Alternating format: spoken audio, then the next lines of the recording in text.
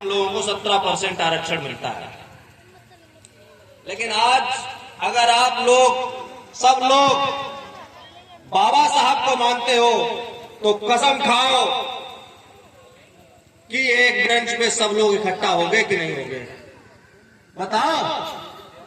हमें मालूम है कि तुम्हारे अंदर वो जिगरा नहीं है कि तुम लोग एक हो जाओ। सबसे ज्यादा अगर जातवादी हो तो तुम लोग हो, उनको तो गलत गालियां दे रहे हो जो जातवादी हैं। सबसे ज्यादा दलित समाज जातवादी है। इस चीज में हमें कोई वो नहीं है। आप लोग बाबा साहब को मानते हो। बाबा साहब ने कहा था कि एक हो जाओ। कितने आप लोग एक हो गए?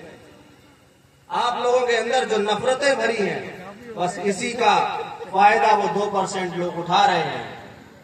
आप चले जाइए पूरे देश में, एक डाटा निकाल लीजिए जो ऑनलाइन स्टैम्प प्रोवाइड है। सिर्फ 2% लोग तुम्हारे ग्राम का रोजगार सेवक होता है। इससे बड़ा जो पद है मुख्य सचिवों का, 2% लोग लगभग में 95% पदों पर बैठे हैं। और 5% में तुम जातिवादी लड़े मरे जा रहे हो। तुमको अकल नहीं है। जब तक तुम लोग एकजुट नहीं होगे तब तक ये 27% जो दलितों की आबादी है और 90% जो मूल निवासियों की आबादी है, सब के सब गुलाम बने रहोगे। याद रखो, जब से भीम आर्मी बनी, हमारे नए युवाओं में एक जोश भर गया। भीम आर्मी लगातार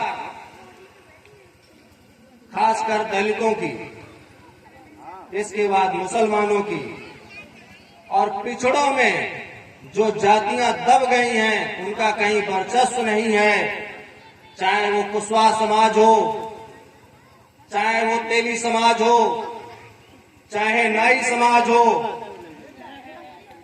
बाथम समाज हो। बताइए इन लोगों में कितने लोग सरकारी पदों पे बैठे हैं? क्या आप लोगों को शर्म नहीं आती है?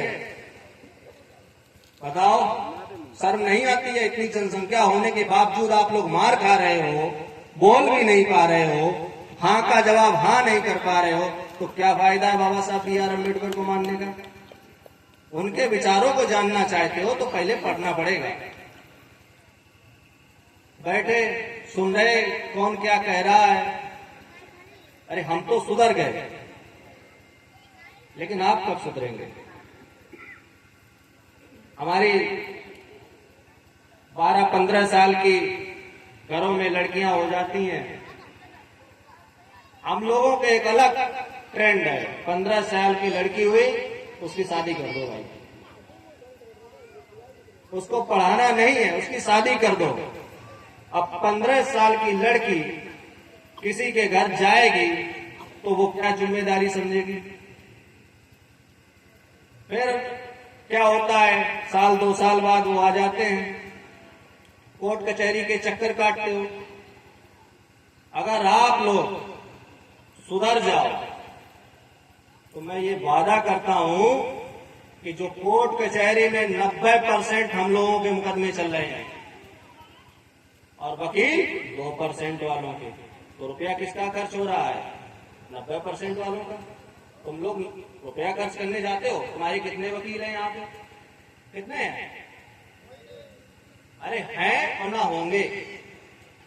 जब तक एक ब्रांच पर तुम सब लोग बैठोगे नहीं, एक दूसरे से जो दिल में भावना लिए बैठे हो वो जब तक दूर नहीं करोगे, मैं वादा करता हूं कि आज मुसलमान को ये सरकार प्रताड़ित कर रही है। धैर्य बनाए रखो। इस सरकार को एक बार और आ जाने दो। तुम सब मारे जाओगे और बहुत बुरी तरीके से पीटे जाओगे। कारण तुम लोग संगठित नहीं हो।